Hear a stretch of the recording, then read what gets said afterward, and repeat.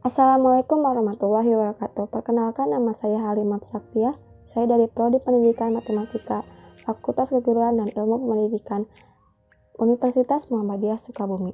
Di kesempatan kali ini saya akan menjelaskan sedikit tentang uji tes sampel berpasangan untuk memenuhi tugas UAS mata kuliah Statistika Dasar dengan dosen pengampu Ibu Hamidah Suryani Lukman SSI MPD. Langsung saja kita ke penjelasannya.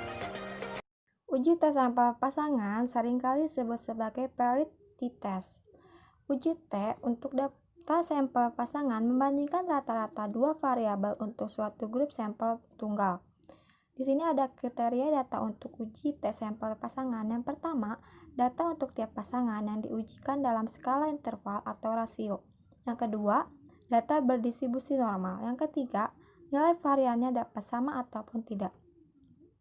Di sini ada contoh kasus.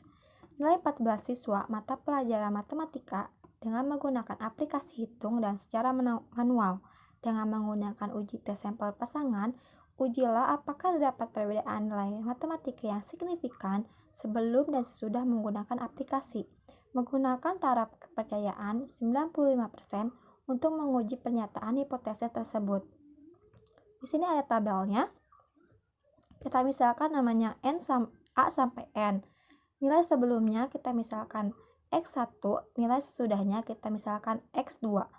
Sebagai contoh, nilai si A sebelumnya 79 sebelum menggunakan aplikasi hitung. Sudah menggunakan aplikasi hitung, nilainya menjadi 76.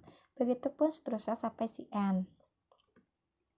Di sini ada langkah-langkah untuk menguji tes sampel berpasangan. Yang pertama, susun hipotesis yang akan diuji. Hipotesisnya ada dua, H0 dan H1. H0, mu1 dikurangi mu2 sama dengan 0, atau mu1 sama dengan mu2. Tidak terdapat perbedaan yang signifikan. Kalau H1 itu terbaliknya, tidak sama dengan 0. Jadi, mu1 dikurangi mu2 tidak sama dengan 0, atau mu1 tidak sama dengan mu2. Terdapat perbedaan yang signifikan. Langkah yang kedua, tentukan nilai alfa. Karena tingkat kepercayaannya 95%, maka alfanya 5%, sama dengan 0,05. Yang ketiga, tentukan statistika ujinya. Mencari T hitung. Sebelum kita mencari T hitung, kita mencari D dulu. Dengan menggunakan rumus X1 dikurangi X2. Kita contohkan yang si A. Sama dengan nilai sebelumnya dikurangi nilai sesudahnya. Kita enter. Begitupun seterusnya. Sudah itu, kita jumlahkan seluruhnya menggunakan rumus sum. Kita tarik dari atas sampai ke bawah. Enter. Sudah itu, kita mencari D pangkat 2 dengan menggunakan rumus sama dengan 3 dipangkatkan 2. Atau karena 3 ini berada di D3, berarti D3 diakarkan 2. Kita enter. Begitupun seterusnya. Sudah itu, kita jumlahkan seperti tadi menggunakan rumus sum. Sama dengan sum, buka kurung, kita tarik aja dari atas sampai bawah. Enter. Hasilnya 1364. Sudah itu, kita mencari N-1. Karena jumlah N-nya 14, jumlah siswanya 14, dikurangi 1 menjadi 13. Sudah itu, jumlah D pangkat 2. Karena sudah dihitung, kita tinggal salin aja 1362. Jumlah D dipangkatkan 2, itu berbeda ya. Yang ini. Yang 100 dipangkatkan 2. Berarti sama dengan 100 dipangkatkan 2. 10.000. Sebelum mencari T hitung, kita mencari SD dulu atau S. Dengan menggunakan rumus akar 1 dibagi N-1 dikali sigma D pangkat 2 dikurangi sigma D dipangkatkan 2 per N. Kalau di Excel, kita dari ulang.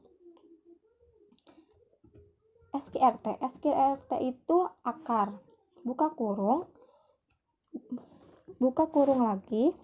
1 per N-1 tadi 13. Tutup kurung. dikali itu bintang, buka kurung lagi, karena dikurangi dulu baru dibagi, berarti buka kurung lagi. Berapa sigma D2 nya? Sigma D2 nya itu 1364, pencet saja,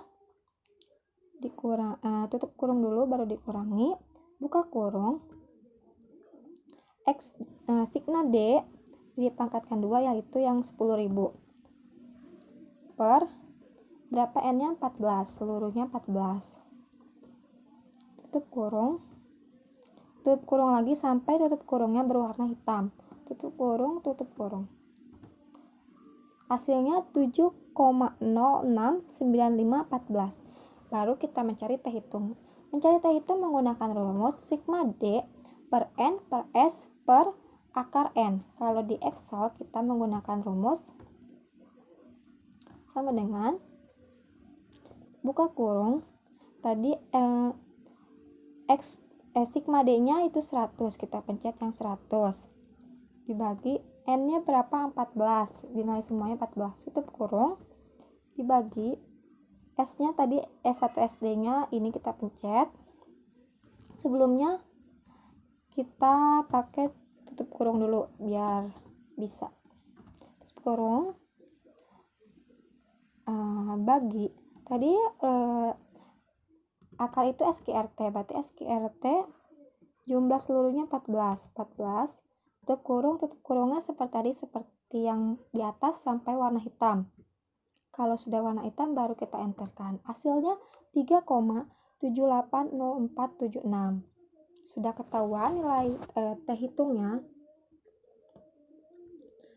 Langkah selanjutnya, tentukan nilai aturan penolakan H0. H0 ditolak jika T hitung lebih besar dari T tabel. Yang kedua, tentukan keputusan. T hitungnya tadi sudah kita cari, yaitu 3,780476. T tabelnya T 0,05 yang tadi 5%. 13 itu dari N-1. Kita lihat di tabel. Untuk mendapatkan tabel distribusi T, kita bisa mencari di Google. 13 ini 13, kita 0,05. Yang ini yang jumlahnya 2,16037. Karena T hitungnya lebih besar dari T tabel, maka H0-nya ditolak. Yang langkah terakhir kita mengambil keputusan. Karena H0 ditolak, maka terima H1. Artinya, terdapat perbedaan nilai matematika yang signifikan pada siswa sebelum dan sudah menggunakan aplikasi tersebut. Mungkin itu saja yang bisa saya sampaikan, kurang lebihnya mohon maaf. Terima kasih. Wassalamualaikum warahmatullahi wabarakatuh.